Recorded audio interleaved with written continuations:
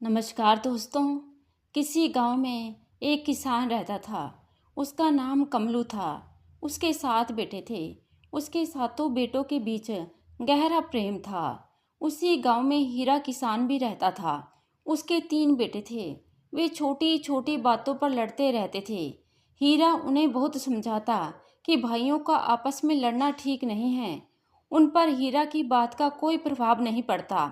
एक दिन हीरा ने अपने तीनों बेटों से कहा, देखो तुम्हारे गांव में ही कमलू किसान के 7 बेटे भी रहते हैं। वे आपस में कभी नहीं लड़ते, उनसे सीखो। यह सुनकर उन तीनों का सिर शर्म से झुक गया। उन्होंने आपस में लड़ना छोड़ दिया। एक बार भयंकर सूखा पड़ गया। खेतों में कोई पैदावार नहीं हुई। कमलू के 7 बेटे शहर नौकरी करने चले गए। उन्होंने जो भी धन कमाया उसे आपस में बांट लिया। वे सुखपूर्वक रहने लगे।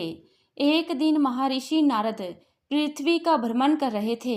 उन्होंने कमलू के 7 बेटों के प्रेम की बात सुनी। वे कुछ समय बाद स्वर्ग चले गए। स्वर्ग लोक में देवताओं का किसी बात पर मनमुटाव हो गया। उन्होंने आपस में बात करना बंद कर दिया।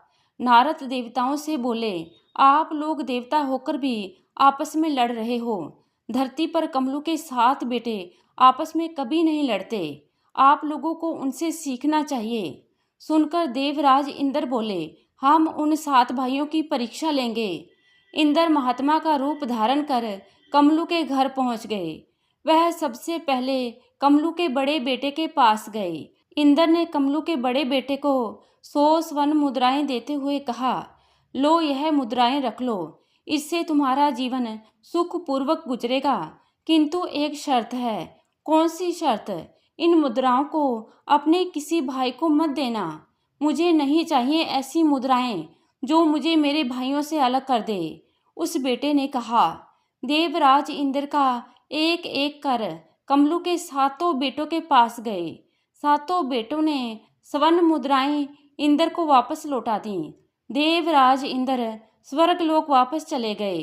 उन्होंने 7 भाइयों की एक परीक्षा और लेने की सोची। कमलू की तिल की खेती अच्छी होती थी। तिल पकने पर उन्होंने तिल की शाखाओं से तिल झाड़े, परंतु उन्हें आश्चर्य हुआ कि तिल के फलों में तिल थे ही नहीं।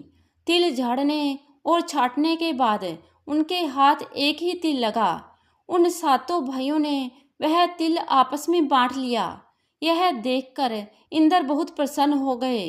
उन्होंने 7 भाइयों को वरदान दिया कि वर्षों के बाद भी लोकमानस में उनका नाम बना रहेगा। 7 भाइयों की भयात की ये बातें आज भी की जाती हैं। तो दोस्तों, भाइयों की प्रेम की ये कहानी आपको कैसी लगी? आशा करती हूँ आप कहानी को पसंद करेंगे। धन्यवाद।